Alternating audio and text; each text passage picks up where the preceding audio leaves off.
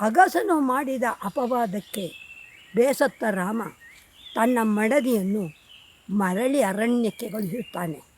ಆ ಭಾಗ ಈಗ ಹೇಳುತ್ತೇನೆ.